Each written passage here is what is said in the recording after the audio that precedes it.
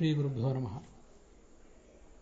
ಭಾಗವತದ 1ನೇ ಸ್ಕಂದದ 18ನೇ ಅಧ್ಯಾಯದ 24ನೇ ಶ್ಲೋಕವನ್ನು ನಾವಿವತ್ತು ನೋಡಬೇಕು.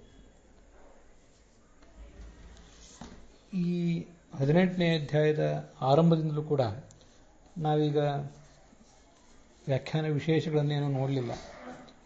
ವಿಜಯಧ್ವಜರ ಮತ್ತು ಯಾದವಾರರ ವ್ಯಾಖ್ಯಾನ ವಿಶೇಷಗಳನ್ನು ನೋಡಿಲ್ಲ.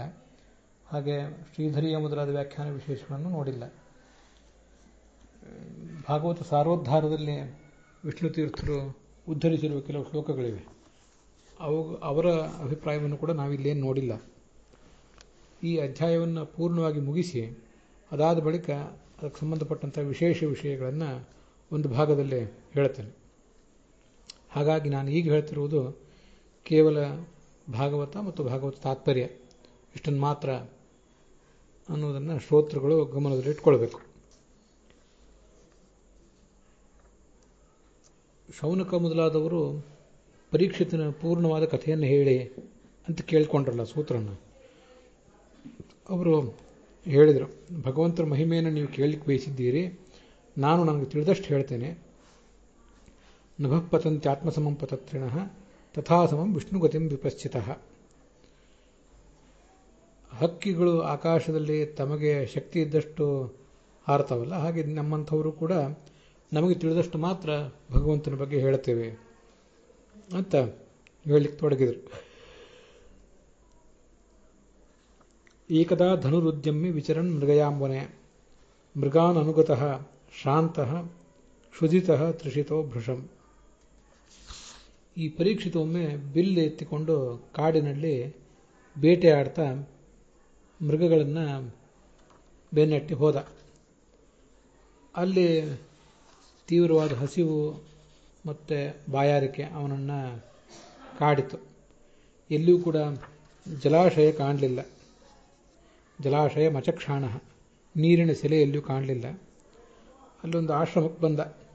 ಅಲ್ಲಿ ಶಮೀಕ ಮುನಿಗಳು ಕೂತ್ಕೊಂಡಿದ್ರು. ಶಾಂತರಾಗಿದ್ದರು, ಕಣ್ಣು ಮುಚ್ಚಿ ಕೂತ್ಕೊಂಡಿದ್ರು. ಅವರು ತಮ್ಮ ಇಂದ್ರಿಯಗಳನ್ನೆಲ್ಲವನ್ನು, ಇಂದ್ರಿಯ, ಪ್ರಾಣ, ಮನಸ್ಸು, ತಮ್ಮ ಒಟ್ಟಾರೆ ದೇಹ, ಮನಸ್ಸು, ವ್ಯಕ್ತಿತ್ವ ಎಲ್ಲವನ್ನು ಕೂಡ ಭಗವಂತನಲ್ಲೇ ಮುಳುಗಿಸಿದ್ರು. ಬಾಹ್ಯ ಪ್ರಪಂಚದ ಅರಿವೇ ಅವರಿಗಿರಲಿಲ್ಲ. ಸ್ಥಾನತ್ರಯ ಪರಂ ಪ್ರಾಪ್ತಂ. ಮನುಷ್ಯನಿಗೆ ಸಾಮಾನ್ಯವಾಗಿರುವಂಥವು 3 ಅವಸ್ಥೆಗಳು. ಒಂದು ಜಾಗೃತ ಅವಸ್ಥೆ, ಒಂದು ಸ್ವಪ್ನಾವಸ್ಥೆ, ಮತ್ತೊಂದು ಸುಷುಪ್ತಿ. ಸುಷುಪ್ತಿ ಅಂದರೆ ನಿದ್ರೆ, ಸ್ವಪ್ನ ಅಂದರೆ ಕನಸು, ನಮಗಿದು ಗೊತ್ತಿದೆ. ಈ 3 ಅವಸ್ಥೆಗಳನ್ನು ದಾಟಿ ಸಮಾಧಿ ಅನ್ನುವ ಸ್ಥಿತಿಯಲ್ಲಿ ಇದ್ದರು. ಸಮಾಧಿ ಅನ್ನುವ ಸ್ಥಿತಿಯೂ ಕೂಡ ಈ 3 ದಾಟಿದ್ದು. ಆದರೆ ಜನಸಾಮಾನ್ಯರಾದ ನಮಗೆ ಈ 3 ಅವಸ್ಥೆಗಳು ಮಾತ್ರ ಈಗ ಅನುಭವಕ್ಕೆ ಬರ್ತವೆ. ಯಾವ ವಿಶೇಷ ಸಾಧನೆ ಇಲ್ಲದೆ ಹೋದರೂ ಕೂಡ ಈ 3 ಅವಸ್ಥೆಗಳು ಎಲ್ರಿಗೂ ಬಂದೇ ಬರ್ತಿರ್ತವೆ. ವಿಶೇಷ ಸಾಧನೆ ಮಾಡಿದವರಿಗೆ ಧ್ಯಾನ ಮತ್ತು ಧಾರಣ ಮತ್ತು ಧ್ಯಾನ ಅನ್ನುವಂಥ ಅವಸ್ಥೆಗಳು ಪ್ರಾಪ್ತ ಆಗ್ತವೆ. ಹೀಗೆ ಸಮಾಧಿ ಅವಸ್ಥೆಯವರು ಕೂತಿದ್ರು. ಬ್ರಹ್ಮಭೂತಂ ಅವಿಕ್ರಿಯಂ. ಪರಬ್ರಹ್ಮನಲ್ಲೇ ಅವರ ಮನಸ್ಸು ನೆಟ್ಟಿತ್ತು. ಅವಿಕ್ರಿಯಂ, ಹೊರಗಿನ ಪ್ರಪಂಚದ ಆಗುಹೋಗುಗಳಿಗೆ ಅವ್ರದ್ದು ಯಾವುದೇ ಪ್ರತಿಕ್ರಿಯೆ ಇರಲಿಲ್ಲ.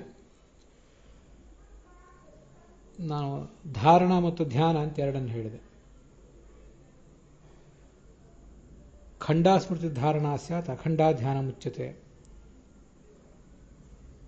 ಅಪ್ರಯತ್ನಾತ್ ಸಮಾಧಿಶ್ಚ ಅಂತ ತಂತ್ರಸಾರದಲ್ಲಿ ಆಚಾರ್ಯ ಹೇಳುವಂಥ ಉಲ್ಲೇಖ. ನಡುವೆ ನಡುವೆ ವಿಚ್ಛೇದ ಬರ್ತಾ ಇದ್ರೆ ಅದನ್ನು ಧಾರಣ ಅಂತ ಹೇಳ್ತಾರೆ. ಭಗವಂತನನ್ನು ಧ್ಯಾನಿಸಬೇಕು ಅಂತ ಕೂತಿದ್ದೀವಿ, ನಡುವೆ ನಡುವೆ ವಿಚ್ಛೇದ ಬರ್ತಾ ಇದ್ರೆ ಅದನ್ನು ಧಾರಣ ಅಂತ ಹೇಳಬೇಕು. ಏನೂ ವಿಚ್ಛೇದ ಬರದೆ ನಾವು ಎಷ್ಟು ಹೊತ್ತು ಧ್ಯಾನ ಮಾಡಬೇಕು ಅಂತ ಬಯಸಿ ಕೂತಿದ್ದೇವೋ ಅಷ್ಟು ಹೊತ್ತು ದೀರ್ಘಕಾಲ ಧ್ಯಾನ ಮಾಡಲಿಕ್ಕೆ ಸಮರ್ಥರಾದರೆ ಅದನ್ನು ಧ್ಯಾನ ಅಂತ ಹೇಳಬೇಕು. ಈ ಧ್ಯಾನಕ್ಕೂ ಸಮಾಧಿಗೂ ಇರುವ ವ್ಯತ್ಯಾಸ ಏನು ಅನ್ನೋದನ್ನು ಈಗ ಗಮನಿಸಬೇಕು. ಧಾರಣಾ ಮತ್ತು ಧ್ಯಾನಗಳೇನಿವೆ ಅವೆರಡೂ ಕೂಡ ನಮ್ಮ ಪ್ರಯತ್ನದಿಂದ ಆಗುವಂಥವು. ಅದರಲ್ಲಿ ಕೂಡ ಧಾರಣಾವನ್ನು ನಾವು ಅಭ್ಯಾಸ ಮಾಡಿದ್ರೂ ನಡುವೆ ನಡುವೆ ವಿಚ್ಛೇದ ಬರ್ತಾನೆ ಇರ್ತದೆ. ಆದರೂ ಮನಸ್ಸು ಅಲ್ಲಿ ಹರಿದಾಡಿದರೂ ಕೂಡ ಅದನ್ನು ಮತ್ತಷ್ಟು ಪ್ರಯತ್ನದಿಂದ ಭಗವಂತನ ಕಡೆಗೆ ಸಾಗಿಸುವ ಪ್ರಯತ್ನ ಮಾಡಿ ಧ್ಯಾನವನ್ನು ಭಗವಂತನ ಉಪಾಸನೆಯನ್ನು ಮುಂದುವರಿಸಿದರೆ ಅದನ್ನು ಧಾರಣ ಅಂತಾರೆ. ನಡುವೆ ನಡುವೆ ವಿಚ್ಛೇದ ಬರದೆ ದೀರ್ಘಕಾಲ ನಮ್ಮ ಪ್ರಯತ್ನಪೂರ್ವಕವಾಗಿಯೇ ದೀರ್ಘಕಾಲ ಮಾಡಿದರೆ ಅದನ್ನು ಧ್ಯಾನ ಅಂತಾರೆ. ಅಂತೂ ಧಾರಣಾ ಮತ್ತು ಧ್ಯಾನಗಳೆರಡೂ ಕೂಡ ನಮ್ಮ ಪ್ರಯತ್ನದಿಂದ ಆಗುವಂಥವು. ಅದರಲ್ಲಿ ಈ ಧಾರಣ ಅಂತನ್ನುವುದು ಸ್ವಲ್ಪ ಕಾಲ ಆಗುವಂಥದ್ದು, ನಡುವೆ ನಡುವೆ ಅದಕ್ಕೆ ಭಂಗ ಬರ್ತಿರ್ತದೆ. ಆದರೆ ಧ್ಯಾನಕ್ಕೆ ಮಾತ್ರ ನಡುವೆ ಭಂಗ ಬರೋದಿಲ್ಲ. ಆದರೆ ಅದು ಪ್ರಯತ್ನಪೂರ್ವಕ ಅಂತ ಅನ್ನೋದನ್ನು ಗಮನಿಸಬೇಕು. ನಾವೆಲ್ಲ ಈಗ ಮಾಡುವಂಥದ್ದು ಆ ಥರದ್ದು. ಏನಾದರೂ ಒಂದು ಬೆಳಗಿನ ಹೊತ್ತು, ಮಧ್ಯಾಹ್ನ ಹೊತ್ತು, ಸಾಯಂಕಾಲದ ಹೊತ್ತು ಅವರವರ ಅನುಕೂಲಕ್ಕೆ ತಕ್ಕಂತೆ 1-2 ನಿಮಿಷ, 5 ನಿಮಿಷ, 10 ನಿಮಿಷ ಧ್ಯಾನ ಮಾಡಬೇಕು ಅಂತ ಕೂತವರು ನಡುವೆ ವಿಚ್ಛೇದ ಬರಲಿ ಅಥವಾ ಬರದೇ ಇರಲಿ ಅದನ್ನು ಮುಂದುವರಿಸಿದರೆ ಅದನ್ನೇ ಧ್ಯಾನ ಅಂತ ಹೇಳ್ತಾರೆ. ನಮ್ಮಂಥವರಿಗೆ ಈಗ ಸಮಾಧ್ಯವಸ್ಥಾ ಅನ್ನೋದು ಸಿಗುವಂಥದ್ದಲ್ಲ. ಅಪ್ರಯತ್ನಾತ್ ಯಾವುದೋ ಶಾಸ್ತ್ರವನ್ನು ಓದ್ತಾ ಕೂತಿದ್ದಾನೆ ಅಥವಾ ಮತ್ಯಾವುದೋ ಭಗವಂತನ ವಿಚಾರದಲ್ಲಿ ಅವನು ಮನನ ಮಾಡ್ತಿದ್ದಾನೆ. ಅಂತೂ ಶ್ರವಣ ಮಾಡ್ತಿದ್ದವನು, ಶಾಸ್ತ್ರದ ವಾಕ್ಯಗಳನ್ನು ಶ್ರವಣ ಮಾಡ್ತಿದ್ದವನು, ಗುರುಗಳ ಮೂಲಕ ಆಗಲಿ ತಾನೇ ಅಧ್ಯಯನ ಮಾಡುವಾಗಲಿ ಶ್ರವಣ ಮಾಡ್ತಿರ್ಬೋದು. ಅಥವಾ ಬೇರೆ ಯಾರಾದರೂ ಸಂಗೀತವನ್ನು ಹಾಡಿದರೆ ಅದನ್ನಾದರೂ ಕೇಳ್ತಾ ಕೂತವನಿಗೆ ಇದ್ದಕ್ಕಿದ್ದಂತೆ ಭಾವಪರವಶತೆ ಆಗಿ ಸಮಾಧ್ಯವಸ್ಥೆಗೆ ಹೋಗಿಬಿಡ್ತಾನೆ. ಅದರಿಂದ ಸಮಾಧ್ಯವಸ್ಥೆ ಅನ್ನೋದು ಯಾವ ಹೊತ್ತಿನಲ್ಲಿ ಅವನಿಗೆ ಆಗ್ತದೆ, ಯಾವ ಹೊತ್ತಿನಲ್ಲಿ ಅದು ಮುಗೀತದೆ ಅಂತ ಹೇಳುವುದು ಕಷ್ಟ. ಈಗ ಇವನು ಮಾಡಿಕೊಂಡದ್ದು ಆ ಸಮಾಧ್ಯವಸ್ಥಾ ಅಷ್ಟು ತೀವ್ರವಾಗಿರ್ತದೆ. ಆ ಸಮಾಧ್ಯವಸ್ಥಾದಲ್ಲಿ ಸುತ್ತಮುತ್ತಲಿನ ಆಗುಹೋಗುಗಳಿಗೆ ನಮ್ಮ ಪ್ರತಿಕ್ರಿಯೆನೇ ಇರೋದಿಲ್ಲ. ಆದರೆ ಧ್ಯಾನಾವಸ್ಥೆಯಲ್ಲಿ ಆ ಥರ ಇರೋದಿಲ್ಲ. ಸುತ್ತಮುತ್ತಲಿನ ವಸ್ತುಗಳು ನಮ್ಮನ್ನು ಸುಲಭವಾಗಿ ಧ್ಯಾನದಿಂದ ಹೊರಗೆ ಎಳೆದು ತಂದು ಬಿಡ್ತವೆ. ಆದರೆ ಸಮಾಧಿಯಲ್ಲಿ ಹಾಗಾಗೋದಿಲ್ಲ. ಅದಕ್ಕೆ ಬ್ರಹ್ಮಭೂತಂ ಅಂತ ಅವಿಕ್ರಿಯಂ, ಸುತ್ತಮುತ್ತಲಿನ ಸಂಗತಿಗಳಿಗೆ ಅವ್ರದ್ದು ಏನೂ ಪ್ರತಿಕ್ರಿಯೆಯೇ ಇರಲಿಲ್ಲ. ಮತ್ತು ಬ್ರಹ್ಮಭೂತ ಅಂತ ಅಲ್ಲಿ ಬಂದಿದೆ. ಅದು ಋಷಿಗೆ ವಿಶೇಷಣ. ಅವನು ಬ್ರಹ್ಮಭೂತನಾಗಿದ್ದ ಅಂದರೆ ಬ್ರಹ್ಮಭಾವವನ್ನು ಪಡೆದದ್ದ. ಬ್ರಹ್ಮಭಾವವನ್ನು ಪಡೆಯುವುದು ಅಂದರೆ ಸತೋ ಮನಸ್ಥಿತಿರ್ ವಿಷ್ಣು ಬ್ರಹ್ಮಭಾವ ಉದಾಹೃತ ಅಂತ ಬ್ರಹ್ಮಾಂಡ ಪುರಾಣದ ಮಾತನ್ನು ಆಚಾರ್ಯ ಭಾಗವತ ತಾತ್ಪರ್ಯದಲ್ಲಿ ಉದ್ಧರಿಸ್ತಾರೆ. ಸ್ವತಃ ತಾನಾಗಿಯೇ ಯಾವ ಕಾಲದಲ್ಲಿ ಅದು ಪ್ರಾರಂಭ ಕಂಡಿತ್ತು ಅಂತಿಲ್ಲ, ಯಾವ ಹಂತದಲ್ಲಿ ಅದು ಪ್ರಾರಂಭ ಕಂಡಿತ್ತು ಅಂತಿಲ್ಲ. ಅಂತೂ ಅನಾಯಾಸವಾಗಿ ಭಗವಂತನಲ್ಲಿ ನಮ್ಮ ಮನಸ್ಸು ಲಗ್ನ ಆಗಿಬಿಟ್ರೆ ಅದಕ್ಕೆ ಬ್ರಹ್ಮಭಾವ ಅಂತ ಕರೀತಾರೆ. ಆದ್ದರಿಂದ ಇಲ್ಲಿ ಬ್ರಹ್ಮನಲ್ಲೇ ಇವನು ಏಕೀಭೂತನಾಗಿದ್ದ ಅಂತ ಅರ್ಥ ಅಲ್ಲ, ಬ್ರಹ್ಮನಲ್ಲಿ ಅವನ ಮನಸ್ಸು ನೆಟ್ಟಿತ್ತು ಅಂತ ಇಷ್ಟು ಮಾತ್ರ ಅರ್ಥ. ಹೀಗೆ ಸಮಾಧ್ಯವಸ್ಥಾ ಅನ್ನೋದು ಕೆಲವು ನಿಮಿಷ, ಕೆಲವು ಗಂಟೆ, ಅನೇಕ ವರ್ಷಗಳ ಕಾಲವೂ ಕೂಡ ಮುಂದುವರಿಬಹುದು. ಅಂಥ ಅವಸ್ಥೆಯನ್ನು ಆತ ಹೊಂದಿದ್ದ. ವಿಪ್ರಕೀರ್ಣ ಜಟಾಚ್ಛನ್ನಂ ರೌರವೇಣ ಅಜಿನೇನ ಒಂದು ಕೃಷ್ಣಾಜಿನ ಉಟ್ಕೊಂಡಿದ್ದ. ಅವನ ಜಟೆ ಆ ಕಡೆ ಈ ಕಡೆ ಅಸ್ತವ್ಯಸ್ತವಾಗಿತ್ತು. ಅಂಥ ಋಷಿಯನ್ನ ಇವನು ನೋಡಿದ. ಇವನಿಗೆ ಗಂಟಲು ಒಣಗೋಗಿತ್ತು. ವಿಶಿಷ್ಯತ್ತಾಲುಹು ಉದಕಂ ತಥಾಭೂತಂ ಅಯಾಚತ, ನನಗೆ ನೀರು ಕೊಡು ಅಂತ ಅವನನ್ನು ಕೇಳಿದ. ಅಲಬ್ಧ ತೃಣಭೂಮ್ಯಾದಿ, ಅವನಿಗೆ ಆಹಾರ ಬೇಕಿತ್ತು ಮತ್ತು ನೀರು, ಅವನಿಗೆ ಸ್ವಲ್ಪ ಹೊತ್ತು ವಿಶ್ರಾಂತಿ ತಗೊಳ್ಳಿಕ್ಕೆ ಜಾಗ ಬೇಕಿತ್ತು. ಆದರೆ ಅದ್ಯಾವುದೂ ಅವನಿಗೆ ಸಿಗಲಿಲ್ಲ. ಬಂದವರಿಗೆ ಅರ್ಘ್ಯಪಾದ್ಯ ಇತ್ಯಾದಿಗಳನ್ನು ಸಾಮಾನ್ಯವಾಗಿ ಎಲ್ಲರೂ ಕೊಡ್ತಿರ್ತಾರೆ. ಋಷಿಗಳಾದರೂ ಕೂಡ ಬಂದ ರಾಜನಿಗೆ ಅರ್ಘ್ಯಪಾದ್ಯ ಇತ್ಯಾದಿಗಳನ್ನು, ಕೈ ತೊಳ್ಕೊಳ್ಳಿಕ್ಕೆ ನೀರು, ಕಾಲು ತೊಳ್ಕೊಳ್ಳಿಕ್ಕೆ ನೀರು, ಮತ್ತು ಆಚಮನೀಯ, ಮಧುಪರ್ಕ, ಸಿಹಿ ಇತ್ಯಾದಿಗಳನ್ನು ಕೊಟ್ಟು ಅವರಿಗೆ ಸ್ವಾಗತ ಮಾಡ್ತಿರ್ತಾರೆ. ಒಂದು ಒಳ್ಳೆಯ ಮಾತಾಡ್ತಿರ್ತಾರೆ. ಆದರೆ ಇದ್ಯಾವುದೂ ಆತನಿಗೆ ಸಿಗಲಿಲ್ಲ. ಅಲ್ಲಿ ಅವಜ್ಞಾತಮಿವಾತ್ಮಾನಂ ಮನ್ಯಮಾನಃ ಚುಕೋಪಃ, ತನಗದರಿಂದ ಅವಮಾನ ಆಗಿದೆ ಅಂತ ಅವನು ತಿಳ್ಕೊಂಡ್ಬಿಟ್ಟ. ಕೋಪ ಕೂಡ ಬಂತು. ಇದು ಅಲ್ಲಿರುವ ಶ್ಲೋಕ. ಸಂಸ್ಕೃತದಲ್ಲಿ ಇರುವಂಥ ಒಂದು ಸುಭಾಷಿತ ನನಗೆ ಈ ಸಂದರ್ಭದಲ್ಲಿ ನೆನಪಿಗೆ ಬರ್ತದೆ. ತೃಣಾನಿ ಭೂಮಿರುದಕಂ ವಾಕ್ ಚತುರ್ಥೀಜ ಸೂಂಡತ ಸತಾಮೀತಾನಿ ಗೇಹೇಶು ನೋಚ್ಛಿದ್ಯಂತೆ ಕದಾಚನ ಅಂತ ಆ ಸುಭಾಷಿತ. ಈ ಸಜ್ಜನರ ಮನೆಗೆ, ಯಾವುದಾದರೂ ಸಜ್ಜನರ ಮನೆಗೆ ನಾವು ಹೋದರೆ ಅಲ್ಲಿ ತೃಣಾನಿ, ನಮಗೆ ತೃಣ ಅಂದರೆ ಹುಲ್ಲು ಅಂತ ಅರ್ಥ ಅಲ್ಲ. ತೃಣ ಅಂದರೆ ಹುಲ್ಲು ಅಂತ ಅರ್ಥ ಇದೆ, ಹೌದು. ಆದರೆ ನಮಗೆ ಬೇಕಾದ ಹುಲ್ಲು ಅಂದರೆ ಆಹಾರ ಅಂತ ಅರ್ಥ. ಹುಟ್ಟಿಸಿದ ದೇವರು ಹುಲ್ಲು ಮೇಯಿಸದೇ ಇರ್ತಾನೆಯೇ ಅಂತ ಕೇಳ್ತೀವಲ್ಲ ನಾವು. ಅದರಿಂದ ನಮಗೆ ಬೇಕಾದ ಹುಲ್ಲು ಅಂದರೆ ಆಹಾರ ಅಂತ ಅರ್ಥ. ಭೂಮಿ ಅಂದರೆ ವಾಸಸ್ಥಳ, ಸ್ವಲ್ಪ ಹೊತ್ತು ಮಲ್ಕೊಳ್ಳಿಕ್ಕೋ ಮತ್ತಾವುದಕ್ಕೋ ವಾಸಸ್ಥಳ. ಉದಕಂ ಅಂದರೆ ನೀರು. ಮತ್ತು ಕೊನೆಯದ್ದಾಗಿ ಸೂನೃತ ವಾಕ್, ಒಂದು ಮನಸ್ಸಿಗೆ ಸಮಾಧಾನ ಕೊಡುವಂಥ ಮಾತು. ಬನ್ನಿ ಕೂತ್ಕೊಳ್ರಿ, ವಿಶ್ರಾಂತಿ ತೆಗೆದುಕೊಳ್ರಿ, ಭೋಜನ ಮಾಡಿ ಹೋಗ್ರಿ ಅಂತ ಹೀಗೆ ಹೇಳುವಂಥ ಒಂದು ಮಾತು ಅಂತ ಅರ್ಥ. ಈ 4 ಸಂಗತಿಗಳು ಸಜ್ಜನದ ಮನೆಯಲ್ಲಿ ಎಂದೂ ಇಲ್ಲವಾಗುವುದಿಲ್ಲ ಅಂತ ಆ ಸುಭಾಷಿತ ಹೀಗೆ ಹೇಳ್ತದೆ. ಅಲ್ಲಿ ತೃಣ ಅಂತೇನು ಶಬ್ದ ಬಂದಿದೆಯಲ್ಲ, ತೃಣ ಅನ್ನೋ ಶಬ್ದಕ್ಕೆ ಕೆಲವರು ಆಸನ ಅಂತ ಅರ್ಥ ಮಾಡ್ತಾರೆ. ತೃಣ ಅಂದರೆ ಹುಲ್ಲು, ಹುಲ್ಲಿನ ಆಸನ ಅಂತ ಕೆಲವರು ಅರ್ಥ ಮಾಡೋದಿದೆ. ಆದರೆ ಅದು ತಾತ್ಪರ್ಯ ಅಲ್ಲ. ಅಲ್ಲಿ ತೃಣ ಅಂದರೆ ಹುಲ್ಲು ಅಂತ, ಪ್ರಾಣಿಗಳು ತಿನ್ನುವುದು ಹುಲ್ಲು. ನಮಗೆ ಹುಲ್ಲು ಅಂದರೆ ಆಹಾರ ಅಂತ ಅರ್ಥ. ಶ್ರೀಧರರು ಮತ್ತು ಯಾದವಾರ್ಯರು, ಹೀಗೆ ರಾಧಾಕೃಷ್ಣರು ಮೊದಲಾದ ಎಲ್ಲ ವ್ಯಾಖ್ಯಾನಕಾರರು ಕೂಡ ಆ ತೃಣ ಅಂತನ್ನೋದಕ್ಕೆ ತೃಣಾಸನ ಅಂತಲೇ ಅರ್ಥ ಮಾಡಿದ್ದಾರೆ. ಆದರೆ ಅದು ನನ್ನ ಅರ್ಥ ಅಲ್ಲ. ನನಗೆ ಸಮಾಧಾನ ಆಗುವುದು ತೃಣ ಅಂದರೆ ಆಹಾರ ಅಂತಲೇ ಅರ್ಥ. ಭೂಮಿ ಅಂತ ಮುಂದೆ ಶಬ್ದ ಇದ್ದೇ ಇದೆ. ಭೂಮಿ ಅಂದರೆ ಕೂತ್ಕೊಳ್ಳಿಕ್ಕೆ, ಮಲ್ಕೊಳ್ಳಿಕ್ಕೆ ಒಂದಿಷ್ಟು ನೆಲೆ ಅಂತ ಅರ್ಥ. ಆದ್ದರಿಂದ ಆಸನ ನಾವು ಹಾಕ್ಕೊಂಡು ಕೂತ್ಕೊಳ್ಳೋದು ಕೂಡ ಭೂಮಿ ಮೇಲೆ. ಅದರಿಂದ ಆಸನ ಅನ್ನೋ ಅರ್ಥ ಎಲ್ಲ ಆ ಭೂಮಿ ಅನ್ನೋದ್ರಿಂದ ಬಂದು ಹೋಗಿದೆ. ಆದ್ದರಿಂದ ತೃಣ ಅನ್ನೋ ಶಬ್ದಕ್ಕೆ ಆಹಾರ ಅಂತ ಅರ್ಥ ಮಾಡುವುದು ಹೆಚ್ಚು ಯೋಗ್ಯ. ಇದ್ಯಾವುದೂ ಅವನಿಗೆ ಸಿಗಲಿಲ್ಲ. ಕೋಪ ಬಂತು. ಅಭೂತಪೂರ್ವ ಸಹಸ ಕ್ಷುತ್ರುಭ್ಯಾಂ ಅರ್ಜಿತಾತ್ಮನಃ ಬ್ರಾಹ್ಮಣಂ ಪ್ರತ್ಯಭೂತ್ ಬ್ರಹ್ಮನ್ ಮತ್ಸರೋ ಮನ್ಯುರೇವಚ. ಹಸಿವು ಬಾಯಾರಿಕೆಯಿಂದ ಕೆಂಗಿಟ್ಟಿದ್ನಲ್ಲ ಇವನು, ಅವನಿಗೆ ಹಿಂದೆಂದೂ ಬರದೇ ಇರುವಂತೆ ಕೋಪ ಬಂದ್ಬಿಡ್ತು. ಇದೆಲ್ಲ ಅನಿರೀಕ್ಷಿತವಾಗಿ ಬಂದಿತ್ತು ಅವನಿಗೆ, ಭಗವಂತನ ಇಚ್ಛೆಯಿಂದ ಬಂದದ್ದಷ್ಟೇ. ಆ ಬ್ರಾಹ್ಮಣನ ಬಗ್ಗೆ ಕೋಪ ಬಂತು, ಉದ್ವೇಗವೂ ಬಂತು. ಮನ್ಯು, ಮತ್ಸರ ಬಂತು ಅಂತ ಹೇಳ್ತಾರೆ. ಮತ್ಸರ ಅಂದರೆ ಏನು ಅಂತ ಅರ್ಥವನ್ನು ಅಲ್ಲಿ ತಿಳಿಸ್ತಾರೆ, ಆಚಾರ್ಯ ತಿಳಿಸ್ತಾರೆ. ಭಾಗವತ ತಾತ್ಪರ್ಯದಲ್ಲೇ ಇದೆ ಅದಕ್ಕೆ. ಮನ್ಯು ಅಂದರೆ ಕೋಪ, ಸರಿ. ಮತ್ಸರ ಅಂದರೆ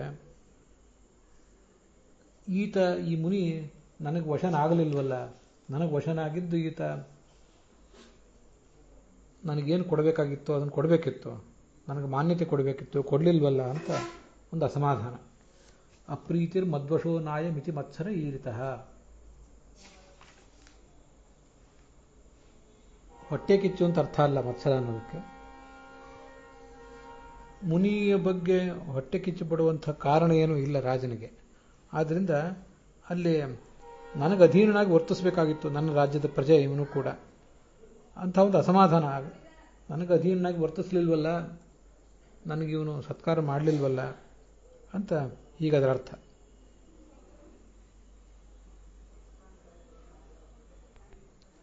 ಹೀಗೊಂದು ಮತ್ಸರ ಬಂತು.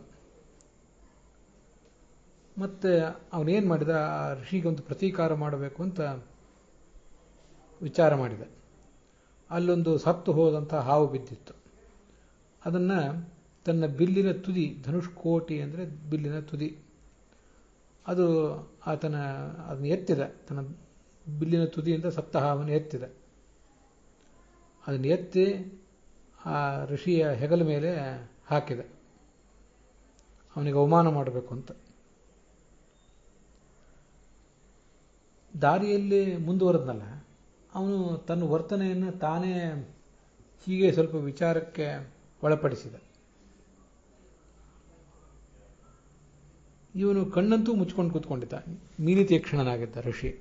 ಆದರೆ ನಿಭೃತಾಶೇಷಕರಣ, ತನ್ನ ಜ್ಞಾನೇಂದ್ರಿಯ ಕರ್ಮೇಂದ್ರಿಯಗಳೆಲ್ಲವನ್ನೂ ಕೂಡ ಭಗವಂತನಲ್ಲಿ ಆತ ಅರ್ಪಿಸಿದ್ದರಿಂದ ಕಣ್ಣು ಮುಚ್ಚಿ ಕೂತ್ಕೊಂಡಿದ್ನೋ, ಸಮಾಧಿ ಸ್ಥಿತಿಯಲ್ಲಿ ನಿಜವಾಗಲೂ ಇದ್ನೋ, ಅಥವಾ ಇಂಥ ಕ್ಷತ್ರಿಯರು, ಇವರು ತೋರಿಕೆಯ ಕ್ಷತ್ರಿಯರು, ಶೂದ್ರರಾದಂಥವರು, ಇಂಥವ್ರ ಬಗ್ಗೆ ತಾನು ಯಾಕೆ ಸತ್ಕಾರ ಮಾಡಬೇಕು, ಇವರಿಂದ ಸತ್ಕಾರ ಏನು ಲಾಭ, ಕಿಮ್ನ ಸ್ಯಾತ್ ಕ್ಷತ್ರ ಬಂಧುಭಿಹಿ, ಇವರಿಂದ ಆಗಬೇಕಾದೇನಿದೆ ಎನ್ನುವ ತಿರಸ್ಕಾರದಿಂದ ಸಮಾಧ್ಯವಸ್ಥೆಯಲ್ಲಿ ಕೂತ್ಕೊಂಡವನಂತೆ ನಟನೆ ಮಾತ್ರ ಮಾಡಿದ್ನು.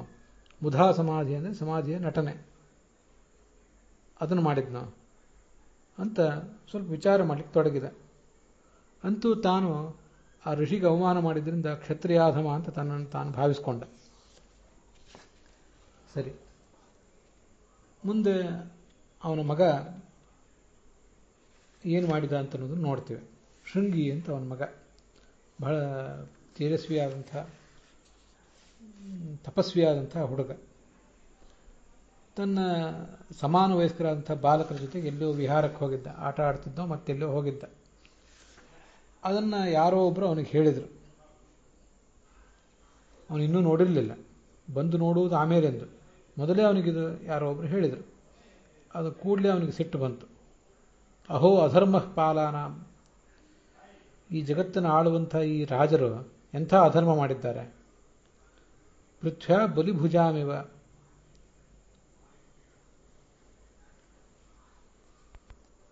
ಒಬ್ಬ ಮನೆಯ ಆಳು ತನ್ನ ಮಾಲೀಕನಿಗೆ ಅವಮಾನ ಮಾಡಿದಂತೆ ಇದು.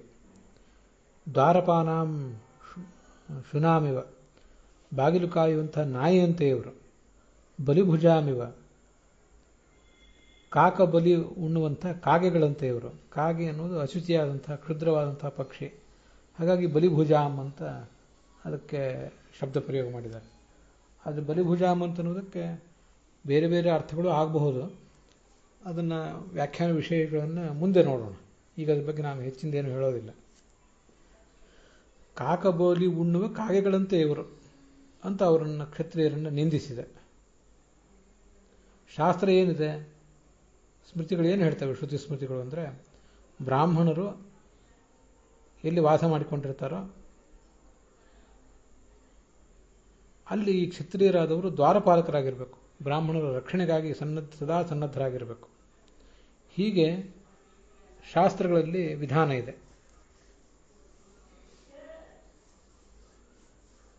ಸಕಥಂ ತದ್ಗೃಹೇ ದ್ವಾಸ್ಥಃ ಸಭಾಂಡಂ ಭೋಕ್ತುಮರ್ಹತಿ. ಹೀಗೆ ನಮ್ಮ ಮನೆಯ ದ್ವಾರದಲ್ಲಿ ನಿಂತು ದ್ವಾರಪಾಲಕನಂತೆ ವರ್ತಿಸಬೇಕಾದಂಥ ನಾಯಿಯಂಥ ಈ ಕ್ಷುದ್ರನಾದಂಥ ರಾಜ ಸಭಾಂಡಂ ಭೋಕ್ತುಮರ್ಹತಿ, ಮನೆಯೊಳಗೆ ಬಂದು, ಪಾತ್ರೆ ಪಡಗಗಳಿಂದ ತುಂಬಿದ ಮನೆಯೊಳಗೆ ಬಂದು ಆ ಮನೆಯೊಳಗೆ ತನಗೇನಾದರೂ ಬೇಕಾದ್ದನ್ನು ಸ್ವೀಕಾರ ಮಾಡಲಿಕ್ಕೆ ಹವಣಿಸುವಂತೆ ಈ ರಾಜ ಮಾಡ್ತಿದ್ದಾನೆ. ಆಶ್ರಮದೊಳಗೆ ಬಂದ ಇವನು ಯಾಕೆ, ಇವನಿಗೇನು ಕಾರಣ, ಇಂಥ ಉದ್ಧಟ ವರ್ತನೆಗೇನು ಕಾರಣ? ಜಗತ್ತಿನ ಸಜ್ಜನರನ್ನು ರಕ್ಷಿಸುವ, ದುರ್ಜನರನ್ನು ಶಿಕ್ಷಿಸುವಂಥ ಕೃಷ್ಣ ಇದ್ದಾಗ ಎಲ್ಲವೂ ಚೆನ್ನಾಗಿತ್ತು. ಆ ಕೃಷ್ಣ ಈಗ ಹೊರಟೋಗಿದ್ದಾನೆ, ಪರಂಧಾಮಕ್ಕೆ ಹೊರಟೋಗಿದ್ದಾನೆ.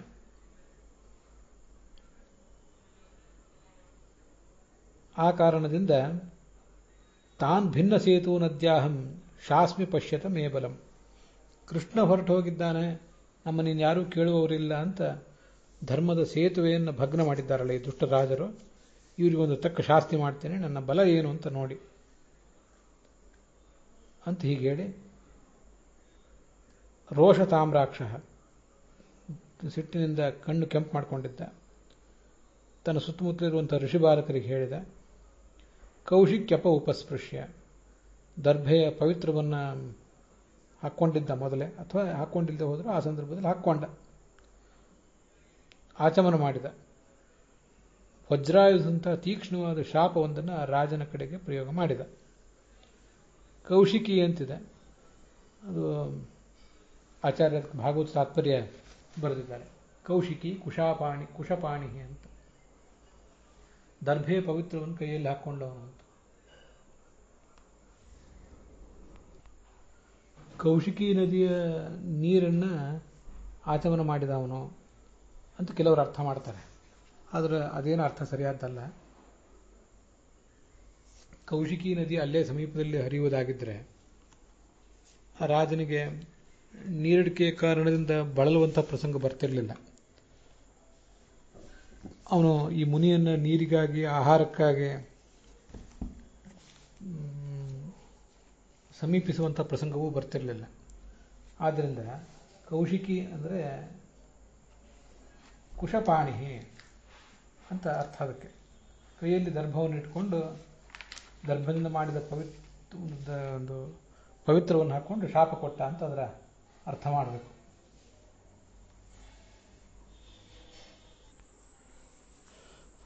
ಕೌಶಿಕಿ ಅಂದರೆ ಕುಶಾಪಾಣಿ ಅಂತ ಆಚಾರ ಅರ್ಥ ಬರ್ತಿದ್ದಾರೆ. ಕುಶಪಾಣಿನೋ ಕುಶಾಪಾಣಿನೋ ಅದಕ್ಕೆ ಸರಿಯಾದಂಥ ಪಾಠ ಯಾವುದು ಅಂತ ಅನ್ನೋದನ್ನು ಮುಂದಿನ ಭಾಗದಲ್ಲಿ ನೋಡೋಣ. ವಿಶೇಷ ಅಂಶಗಳನ್ನು ನೋಡುವಾಗ ಅದನ್ನು ನೋಡೋಣ. ಅಂತೂ ಪವಿತ್ರವನ್ನು ಹಾಕ್ಕೊಂಡು ಹೀಗೆ ಶಾಪ ಕೊಟ್ಟುಬಿಟ್ಟ. ಧರ್ಮದ ಮರ್ಯಾದೆಯನ್ನು ಮೀರಿದ್ದಾನೆ. ನಮ್ಮ ತಂದೆಗೆ ಈ ಥರ ಅಪಚಾರ ಮಾಡಿದ್ದಾನೆ.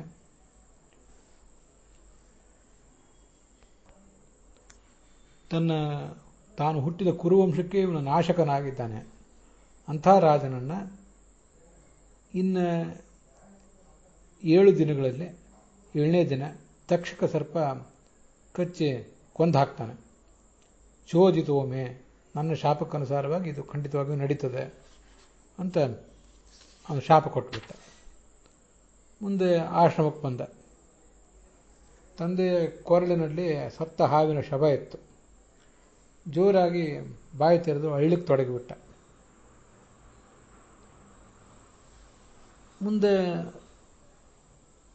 ಆ ಅಂಗಿರಸರ ಆ ಸಮಾಧ್ಯವಸ್ಥೆ ಮುಗಿದಿತ್ತು ಅಂತ ಕಾಣಿಸ್ತದೆ. ಅವಾಗ ಆ ಮಗ ಅಳ್ತಿರುವುದನ್ನು ನೋಡಿದರು.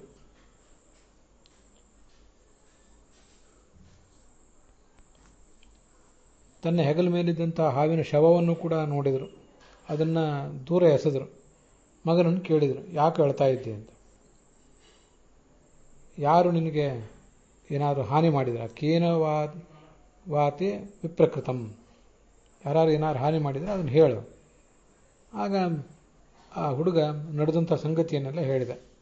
ತಾನು ಶಾಪ ಕೊಟ್ಟದ್ದನ್ನು ಹೇಳಿದ. ಆದರೆ ಆ ಋಷಿಗಳು ಮಾತ್ರ ಅದನ್ನು ಮೆಚ್ಚಲಿಲ್ಲ. ಅಹೋ ಬತಾಂಹೋ ಮಹದಜ್ಞತೆ ಕೃತಂ, ಎಂಥ ತಪ್ಪು ಮಾಡಿಬಿಟ್ಟಿ, ತಿಳಿಯದೆ ಎಂಥ ತಪ್ಪು ಮಾಡಿಬಿಟ್ಟಿಯಲ್ಲ. ರಾಜ ಮಾಡಿದ್ದು ಸಣ್ಣ ದ್ರೋಹ, ಅದಕ್ಕೆ ನೀನು ಇಂಥ ಕ್ರೂರವಾದ ಶಾಪವನ್ನೇ ಕೊಟ್ಬಿಟ್ಟಿಯಲ್ಲ. ಇನ್ನೊಬ್ಬರನ್ನು ದಂಡಿಸುವ ಅಧಿಕಾರ ಇರುವುದು ರಾಜನಿಗೆ ಹೊರತು ಪ್ರಜೆಗಳು ರಾಜನನ್ನು ದಂಡಿಸುವುದಲ್ಲ. ರಾಜನೇ ಪ್ರಜೆಗಳನ್ನು ದಂಡಿಸಬೇಕು. ರಾಜನ ಮಹಾಪರಾಕ್ರಮದ ರಕ್ಷಣೆ ಇದ್ದರೆ ಆವಾಗ ಎಲ್ಲ ಪ್ರಜೆಗಳು ಕೂಡ, ಬ್ರಾಹ್ಮಣರು ಮೊದಲಾದ ಎಲ್ಲ ಪ್ರಜೆಗಳು ಕೂಡ ಸುಖವಾಗಿ ಬದುಕ್ತಾರೆ. ಅವನು ಬದುಕದೇ ಹೋದರೆ ಅರಕ್ಷಮಾಣೆ ನರದೇವನಾಮ್ನಿ ರಥಾಂಗಪಾಣ ಅಯಂ ಅಂಗಲೋಕ, ಎಲ್ಲ ರಾಜರಲ್ಲೂ ಕೂಡ ಒಳಗಿದ್ದು ಭಗವಂತನೇ ರಕ್ಷಣೆ ಮಾಡ್ತಿರ್ತಾನೆ. ಅವರೊಳಗೆ ನಿಂತು ಭಗವಂತ ರಕ್ಷಣೆ ಮಾಡದೆ ಹೋದರೆ, ಅಥವಾ ಭಗವಂತನ ಸನ್ನಿಧಾನಕ್ಕೆ ಪಾತ್ರರಾದಂಥ ರಾಜರು ಇಲ್ಲದೆ ಹೋದರೆ, ಆವಾಗ ಎಲ್ಲ ಕಡೆ ಚೋರಪ್ರಚುರ, ಕಳ್ಳಕಾಕರೇ ತುಂಬಿಕೊಂಡು ಬಿಡ್ತಾರೆ. ತದೈವ ಚೋರಪ್ರಚುರೋ ವಿನಂಕ್ಷ್ಯತಿ ಅರಕ್ಷಮಾಣೋ ವಿವರೂಥವತ್ ಕ್ಷಣಾತ್. ರಕ್ಷಕರಿಲ್ಲದ ಸೈನ್ಯ ಹೀಗೆ ನಷ್ಟ ಆಗಿ ಹೋಗ್ತದೆ, ಹಾಗೆ ಸಮಸ್ತ ಸಾಮ್ರಾಜ್ಯವು ಕೂಡ ನಷ್ಟ ಆಗಿ ಹೋಗ್ತದೆ. ಅಲ್ಲಿ ವಿವರೂಥವತ್ ಕ್ಷಣಾತ್ ಅಂತಿದೆ. ವರೂಥ ಅನ್ನೋ ಶಬ್ದಕ್ಕೆ ಆಚಾರ ಅರ್ಥ ಹೇಳ್ತಾರೆ, ಸೈನ್ಯದ ರಕ್ಷಣೆ ಅಂತ ಅರ್ಥ. ಸೇನಾ ಪರಾಕಿಣಿ ಪ್ರೋಕ್ತ ವರೂಥೋ ಗುಪ್ತಿರುಚ್ಯತೆ. ಸೈನ್ಯಕ್ಕೆ ಪರಾಕಿಣಿ ಅಂತ ಒಂದು ಪರ್ಯಾಯ ಪದ ಇದೆ. ಸೈನ್ಯದ ರಕ್ಷಣೆಗೆ ಇನ್ನೊಬ್ಬರು ಯಾರೋ ದಂಡನಾಯಕರು ಮೊದಲಾದವರು ಆ ಸೈನ್ಯವನ್ನೇನು ರಕ್ಷಿಸ್ತಾರೆ, ಆ ರಕ್ಷಿಸುವ ಕ್ರಿಯೆಗೆ ಈ ವರೂಥ ಅಂತ ಶಬ್ದ ಇದೆ. ವಿವರೂಥವತ್ ಅಂದರೆ ರಕ್ಷಕರಿಲ್ಲದ ಸೈನ್ಯ ಹೇಗೆ ಹಾಳಾಗಿ ಹೋಗ್ತದೋ ಹಾಗೆ ಅಂತ ಅದರ ತಾತ್ಪರ್ಯ.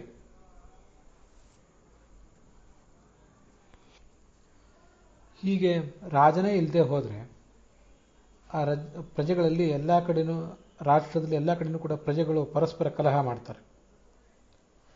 ಕಲಹ ಮಾಡಿ ಪಶೋಹ ವಿಲುಂಪಕಾಹ, ರಾಷ್ಟ್ರವನ್ನು ಘಾಸಿಗೊಳಪಡಿಸ್ತಾರೆ. ಪರಸ್ಪರಂ ಘ್ನಂತಿ, ಪರಸ್ಪರರನ್ನು ಹಾನಿಗೊಳಪಡಿಸ್ಕೋತಾರೆ. ಶಪಂತಿ, ಕೆಟ್ಟ ಮಾತುಗಳನ್ನು ಆಡ್ತಾರೆ, ಬಿರುನುಡಿಗಳನ್ನು ಆಡ್ತಾರೆ. ವೃಂಜತೆ, ಏನೆಲ್ಲವನ್ನು ಪಶೂನ್ ಸ್ತ್ರೀಯ ಅರ್ಥಾನ್ ಪುರುದಸ್ಯವೋ ಜನಾಹ, ಪಶು ಸಂಪತ್ತು, ಸ್ತ್ರೀಯರು, ಇದೆಲ್ಲದಕ್ಕೂ ಕೂಡ ಹಾನಿ ಆಗ್ತದೆ. ಎಲ್ಲವನ್ನು ಆ ಕಳ್ಳರು ದೋಚಿಕೊಂಡು ಹೋಗಿಬಿಡ್ತಾರೆ. ಎಲ್ಲ ಕಡೆ ದರೋಡೆಕೋರರೇ ತುಂಬಿ ರಾಷ್ಟ್ರವನ್ನು ಅವರು ನಾಶ ಮಾಡ್ತಾರೆ.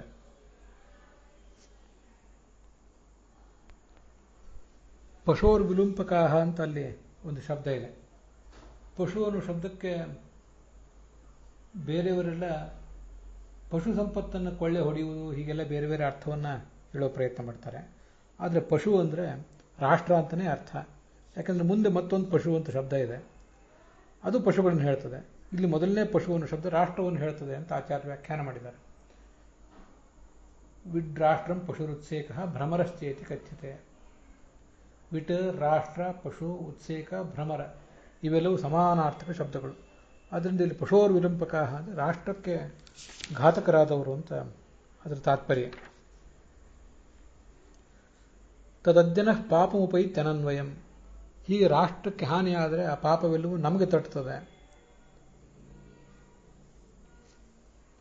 ನಮ್ಮ ಸಂತತಿಗೂ ಅದು ಮುಂದೆ ಬರ್ತದೆ ಅಂತ ಅದರ ತಾತ್ಪರ್ಯ.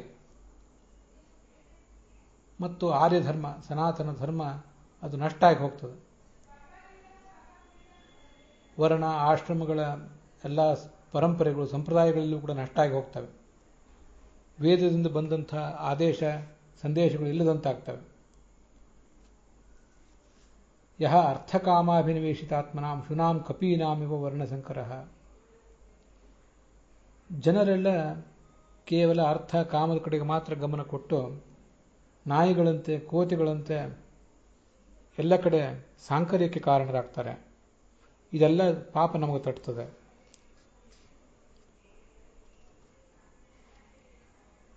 ಉಳಿದ ರಾಜರು ಯಾರನ್ನೂ ಕೂಡ ನಾವು ಹಿಂಸಿಸಬಾರದು, ಯಾರಿಗೂ ಈ ಥರದ ಹಾನಿ ಬಗೆಯಬಾರದು ನಾವು. ಅದರಲ್ಲೂ ಈ ರಾಜ ಸತು ಸಮ್ರಾಟ್ ಬೃಹತ್ಶ್ರವಾಹ ಸಾಕ್ಷಾನ್ ಮಹಾಭಾಗವತಃ, ದೊಡ್ಡ ಭಾಗವತವನು, ಭಗವದ್ಭಕ್ತ ರಾಜರ್ಷಿ, ಇವನು ಅಶ್ವಮೇಧಯಾಗವನ್ನು ಮಾಡಿದಂತಹ ಮಹಾಋಷಿ. ಅವನು ಹಸಿವು ಬಾಯಾರಿಕೆಗಳಿಂದ ಬಳಲಿ ನಮ್ಮ ಆಶ್ರಮಕ್ಕೆ ಬಂದಿದ್ದ. ನೈವಾಸ್ಮತ್ ಛಾಪಮರ್ಹತೆ, ಅವನಿಗೇ ನಾವು ಸತ್ಕಾರ ಮಾಡಬೇಕಿತ್ತು ಹೊರತು ಶಾಪವನ್ನು ಕೊಡುವಂಥದ್ದಲ್ಲ. ಅಪಾಪೇಶು ಸ್ವಭೃತ್ಯೇಷು ಬಾಲೇನ ಅಪಕ್ವಬುದ್ಧಿನ ಪಾಪಂ ಕೃತಂ ತದ್ ಭಗವಾನ್ ಸರ್ವಾತ್ಮ ಕ್ಷಂತುಮರ್ಹತಿ. ಭಗವಂತನನ್ನೇ ಪ್ರಾರ್ಥನೆ ಮಾಡಿದರು ಆ ಋಷಿ. ನಿರಪರಾಧಿಯಾದಂಥ ನಿನ್ನ ಭಕ್ತ ಆ ಭಾಗವತ ಪರೀಕ್ಷಿತ, ನಿನ್ನ ಮೊಮ್ಮಗ, ಅಂಥ ಮಹಾಭಕ್ತನ ಬಗ್ಗೆ ನಮ್ಮ ಈ ಮಗ ಶೃಂಗಿ ಅಪರಾಧ ಮಾಡಿಬಿಟ್ಟಿದ್ದಾನೆ. ಅದರಿಂದ ನನ್ನ ಮಗನನ್ನು ಕೂಡ ನೀನೇ ಕ್ಷಮಿಸಬೇಕು. ಭಕ್ತರು ಎಂಥವರಾಗಿರ್ತಾರೆ ಅದನ್ನು ಮುಂದಿನ ಶ್ಲೋಕದಲ್ಲಿ ಹೇಳ್ತಾರೆ. ಯಾರಾದರೂ ತಿರಸ್ಕಾರ ಮಾಡಲಿ, ವಂಚನೆ ಮಾಡಲಿ, ಶಾಪ ಕೊಡಲಿ, ಆಕ್ಷೇಪ ಮಾಡಲಿ, ಹೊಡೆಯಲಿ, ಏನು ಮಾಡಿದರೂ ಕೂಡ ಭಕ್ತರು ಪ್ರತಿಯಾಗಿ ಏನೂ ಮಾಡೋದಿಲ್ಲ. ಅದು ಮಾಡಲಿಕ್ಕೆ ಶಕ್ತಿ ಇದ್ದರೂ, ತಾವು ಅದಕ್ಕೆ ಪ್ರತೀಕಾರ ಮಾಡಲಿಕ್ಕೆ ಶಕ್ತಿ ಇದ್ದರೂ ಕೂಡ ಅವರು ಏನೂ ಮಾಡಲಿಕ್ಕೆ ಹೋಗೋದಿಲ್ಲ. ಅದು ಅವರ ಶಾಂತ ಸ್ವಭಾವವನ್ನು ತೋರಿಸ್ತದೆ. ಹಾಗೆ ನಾವು ಇರಬೇಕಾಗಿತ್ತು, ನಾನು ನನ್ನ ಮಗ ಇರಬೇಕಾಗಿತ್ತು. ಆದರೆ ಅದರಲ್ಲಿ ತಪ್ಪಿ ನಡೆದೆವು. ಆ ಋಷಿಯ ದೊಡ್ಡ ಗುಣ ಅದು. ತನ್ನ ಮಗ ಹೀಗೆ ತಪ್ಪು ಮಾಡಿದ ಅಂತ ಪಶ್ಚಾತ್ತಾಪಪಟ್ಟ. ಅವನಿಗೇ ರಾಜನಿಂದ ಅವಮಾನ ಆಗಿತ್ತು, ಆದರೆ ರಾಜನಿಂದ ಆದ ಅಪಚಾರವನ್ನು ಅವನು ಪರಿಗಣನೆಗೆ ತಗೊಳ್ಳಿಲ್ಲ. ಅದು ಸಜ್ಜನರ ಸ್ವಭಾವ ಅಂತ ಹೇಳ್ತದೆ 50ನೇ ಶ್ಲೋಕ. ಸಜ್ಜನರು ಸಾಮಾನ್ಯವಾಗಿ ಹೀಗೇ ಇರ್ತಾರೆ. ಇನ್ನೊಬ್ಬರೇನಾದರೂ ಸನ್ಮಾನ ಮಾಡಿದರೆ ಅವರು ಉಬ್ಬುವುದಿಲ್ಲ, ಯಾರಾದರೂ ಅವಮಾನ ಮಾಡಿದರೆ ಕುಗ್ಗುವುದೂ ಇಲ್ಲ. ಮಾನಾಪಮಾನಗಳೆಲ್ಲ ತಮ್ಮ ಪ್ರಾರಬ್ಧ ಕರ್ಮದಿಂದ ಬಂದಿರ್ತವೆ ಹೊರತು ಅದು ಬೇರೆ ಯಾರೋ ಅದನ್ನು ಮಾಡುವುದಲ್ಲ. ನಮಗಾದ ಅವಮಾನ ಸನ್ಮಾನಕ್ಕೆಲ್ಲದಕ್ಕೂ ಕೂಡ ನಾವೇ ಜವಾಬ್ದಾರರು ಅನ್ನೋ ಭಾವನೆ ಅವರಿಗಿರ್ತದೆ. ಯಥ ಆತ್ಮ ಗುಣಾಶ್ರಯ. ಈ ನಮ್ಮ ಜೀವನ ಏನಿದೆ, ಆತ್ಮ ಅಂದರೆ ನಾನು, ಜೀವ ಅಂತ ಅರ್ಥ. ಅವನು ಗುಣಾಶ್ರಯನಾಗಿದ್ದಾನೆ. ಗುಣ ಅಂದರೆ ಸತ್ವರಜಸ್ತಮೋ ಗುಣಗಳು. ಆ ಗುಣಗಳಿಂದ ಪ್ರೇರಿತನಾಗಿ ಏನೇನಾದರೂ ಕೆಲಸಗಳನ್ನು ಮಾಡುವುದು ಅಂತ ಒಂದು ಸ್ಥೂಲವಾದ ಅರ್ಥ.